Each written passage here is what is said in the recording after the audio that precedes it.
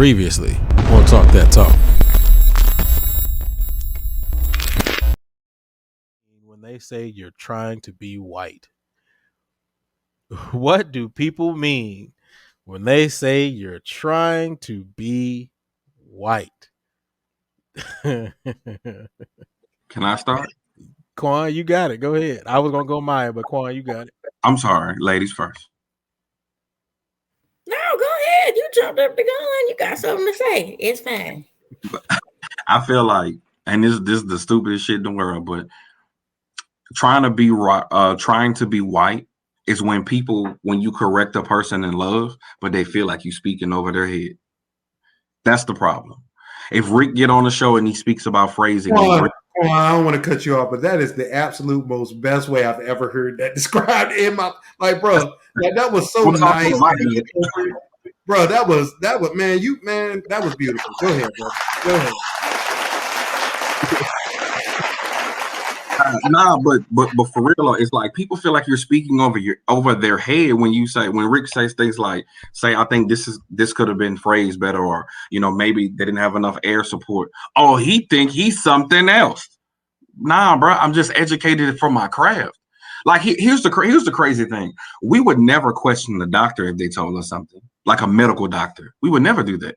We would never question an executive chef at an expensive or 5-star restaurant. But we question music majors of each other. That's subjective only because it's quote unquote white. Like that's the stupidest shit in the world. Prime example. We've been talking about summer bands, and it's gonna come up. Why we can't have an adjudication summer band program? Oh, nah, because it's just about having fun and blowing that hoe. But why you can't teach them at the same time? When we know there's adequate band directors out there. Like people feel like because your opinion is contrary to theirs, it's white. Because we're talking, I have a vernacular or a vocabulary for specifically what I'm talking about. I'm white. Boy, fuck you. That's really how I feel.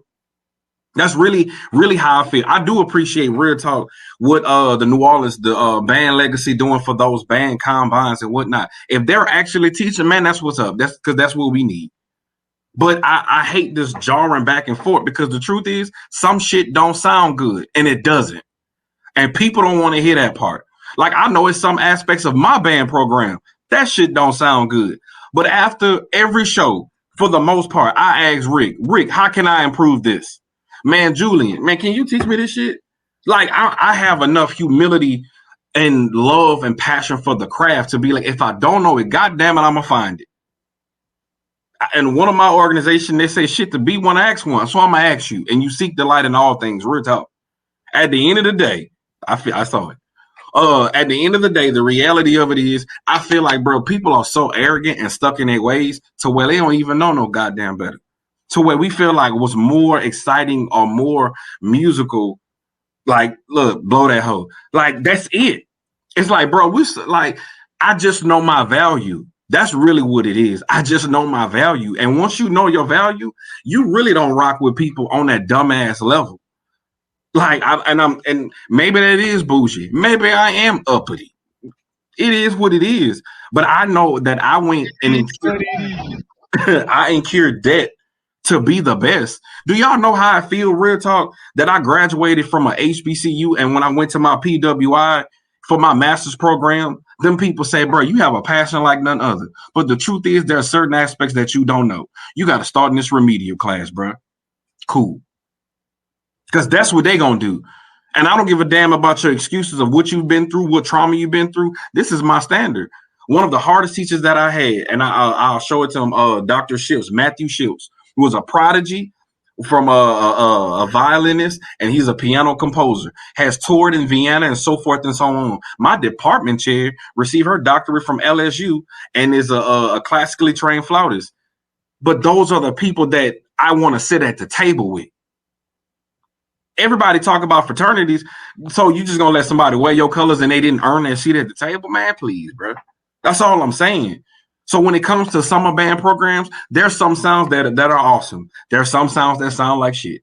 There's some I understand why you have middle school marching band, but as a director, I would rather him know the B flat scale, E flat scale, A flat scale, D flat scale, B flat chromatic scale in triplet form. And I could teach him how to march because he already know how to play.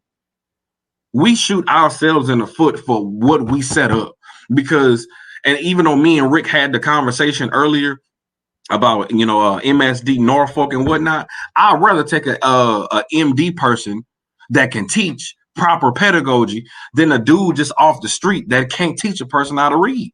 I'd rather take an Edward Freitag that honestly revolutionized drumming and hybrid and rudimental drumming in the early 90s for what we see today.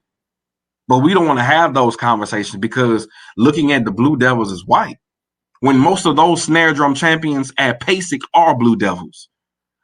Y'all don't say that to Ralph Nader when he's a Blue Devil, but he's teaching at Hampton. Y'all don't say that to him. Y'all don't speak about that for Harvey. That's what I'm saying, bro. It's like we pick and choose when we feel like we can't defend what it is. So because you can't defend it as white, that's your best comeback. I just people don't want to hear the truth. We went into debt behind this shit. The truth is, most of our HBCUs experience as the music majors were not the best. Some were different, but it was not the best. And the truth is, I'm ashamed. The reason why I try to go hard in the paint is because I know getting out of school, I wasn't certified. So I had to take what they gave me. So I want to make sure that all my people that are HBCUs, I send them notes on the PPR test or on the music content exam because I don't want you to go through that because they look at you like you ain't shit. And that's how they feel.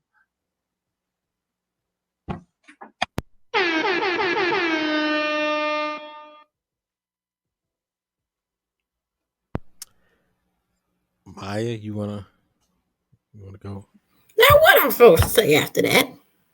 That boy done laid down the crumbs, picked them back up again, and throw them to the child, please. What am I supposed to say?